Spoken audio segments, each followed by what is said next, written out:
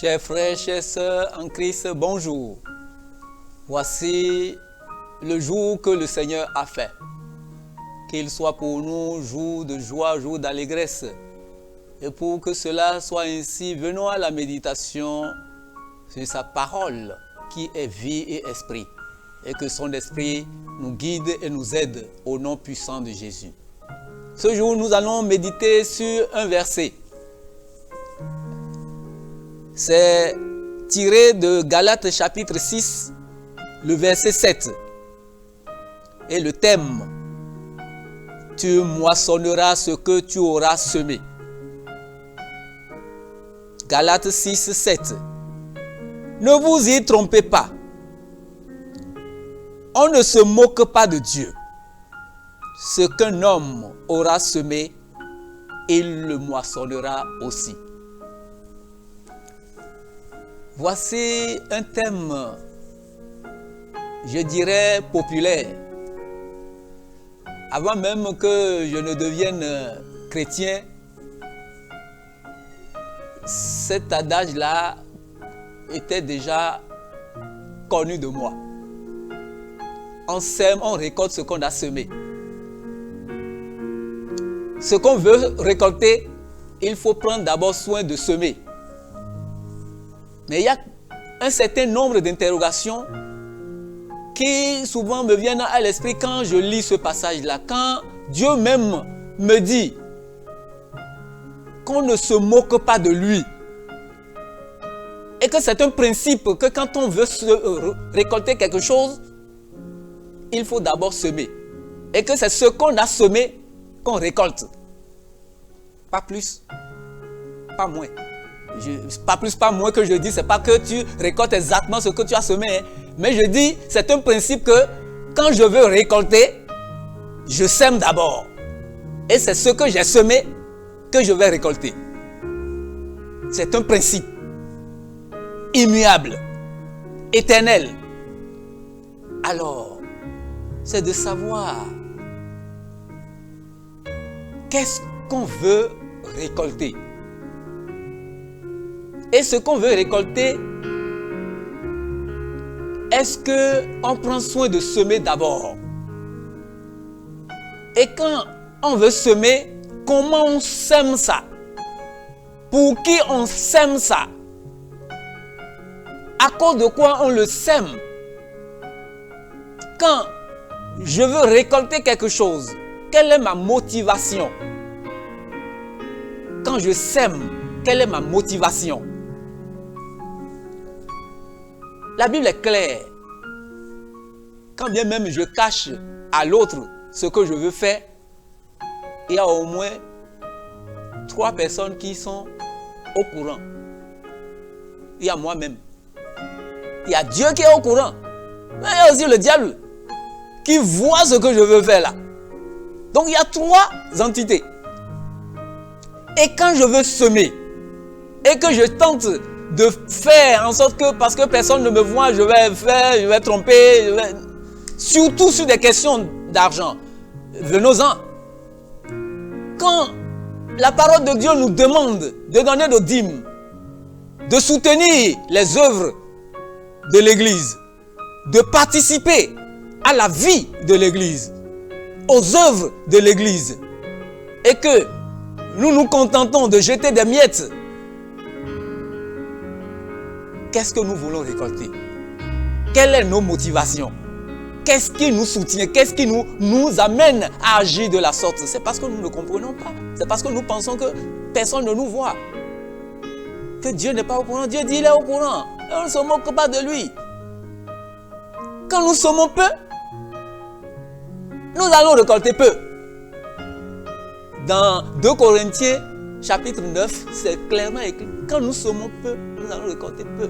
C'est en fonction de la quantité de ce qui est semé que nous récoltons ce que nous récoltons. Alors, la question est de savoir pour qui nous semons. C'est pour nous-mêmes.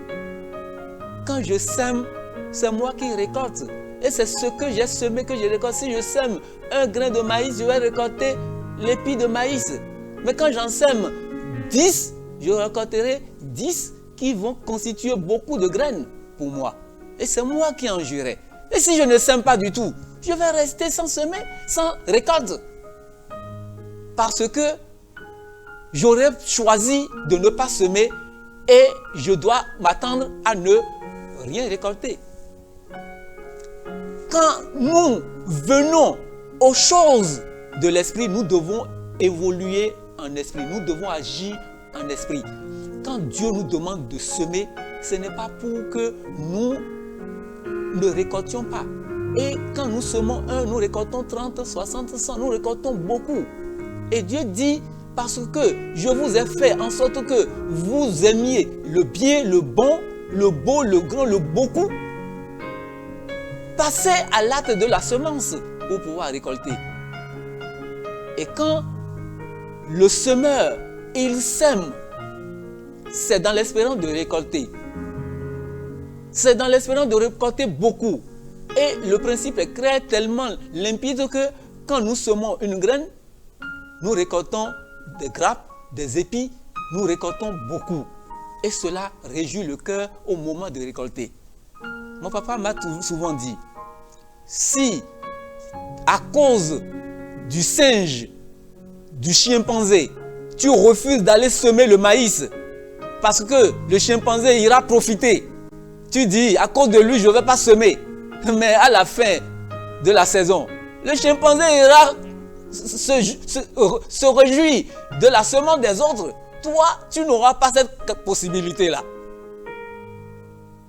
Autrement, il faut aller semer. Ne tenons pas compte de ce que nous allons perdre par-ci. Quelqu'un va profiter, quelqu'un d'autre va faire ceci, quelqu'un d'autre. Alors, au nom de ce que personne doit profiter de ce que je sème, je ne sème pas. Il vaut mieux que j'aille semer, parce que quand je vais semer, je vais récolter beaucoup. Et je vais récolter dans la joie. La Bible dit, c'est ceux qui sèment dans les larmes qui récoltent dans la joie. Et quand Dieu nous dit, dans les paraboles des talents, quand il dit, vous êtes fidèles, celui à qui il a remis 5 talents, il a récolté 5 autres. À qui il a remis 2 talents, il a récolté 2 autres. Et celui qui allait enfouir ça dans la terre parce qu'il tassait son maître de méchant, de celui qui ramassait là où il n'a pas semé, c'est lui qui a perdu. Si nous sommes dans la dimension de semer, d'aider le prochain, d'aider l'église, d'aider nos nations, en payant nos dîmes, en payant nos impôts, en payant nos tasses, en aidant la nation, en aidant l'église, en aidant nos frères, c'est nous-mêmes qui récoltons. Dieu nous le demande et c'est à cela qu'il nous trouve fidèles et bons. Et il nous appelle à rentrer dans son royaume. Il dit, serviteur bon et fidèle, rentre dans mon royaume. Toi qui as été fidèle pour de peu de choses, je vais te donner de grandes. C'est en cela que nous allons appeler la grandeur dans notre vie. Nous allons appeler la multiplication. Ce n'est pas à coup de paroles que nous allons rentrer dans notre destinée, rentrer dans nos richesses, mais en posant l'acte, les actes concrets, les actes qui sont cardinaux, les actes tels que semer pour récolter.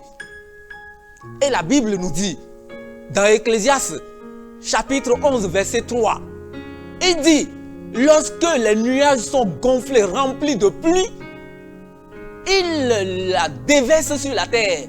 De quelle pluie tu remplis ton ciel? De quelle pluie tu remplis tes nuages? Est-ce que moi, chrétien, je suis dans la logique de semer, de faire quelque chose pour tirer après profit? Parfois, nous remplissons nos ciels, nos nuages de mauvaises paroles, de paresse, de la médiocrité.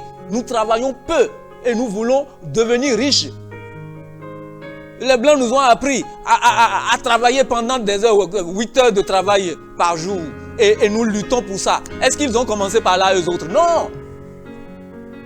Si les Chinois sont devenus riches, les Indiens sont devenus riches et l'Afrique est pauvre, c'est parce que nous travaillons peu, nous ne semons pas assez et nous voulons récolter, nous voulons la facilité, nous voulons tirer de l'autre et nous-mêmes nous ne voulons faire rien parce qu'on ne veut pas que l'autre gagne. On dit, si je donne ma dîme, c'est le pasteur qui va profiter, c'est le prêtre qui va profiter, c'est celui. Non, c'est pour nous-mêmes. on récolte ce qu'on a semé, on profite de ce qu'on a soi-même déposé quelque part. Et il faut d'abord perdre. Il faut d'abord perdre. On dit c'est dans les larmes qu'on sème. Il faut d'abord perdre pour prétendre, attendre à récolter. Hein? Il y a plus de joie à donner qu'à recevoir. Quand vous donnez, ça vous revient. Et ça revient au centuple, ça revient en grande quantité. Et c'est ça, à cela que Dieu nous appelle. Dieu dit, ne nous moquons pas de lui. Semons. Et quand nous voulons récolter beaucoup, semons beaucoup. Quand nous voulons devenir riches, travaillons beaucoup. J'ai 8 heures de travail par jour. Et on m'a employé pour 8 heures. Et quand l'heure sonne, mon visage change. Je suis pressé. J'ai des droits. Non, c'est pas pour l'autre que tu travailles. Tu travailles pour travailler toi-même. Tu travailles pour ta propre bénédiction. Tu sèmes pour ta propre bénédiction. Dans des choses petites, si tu es fidèle, on va te confier des grandes. Si tu es fidèle pour autrui, on sera fidèle pour toi-même. Dieu, il dit qu'on ne se moque pas de lui. Et si nous voulons grandir, nous devons changer de comportement. Nous devons changer de mentalité. Nous devons passer au respect de l'écriture, à ce que Dieu lui-même nous a dit. On ne peut pas être plus sage que Dieu. On ne peut pas être plus intelligent que Dieu. Dieu dit sème d'abord et sème pour récolter. Nous voulons récolter mais nous ne voulons pas semer. Nous voulons récolter beaucoup mais nous voulons semer peu.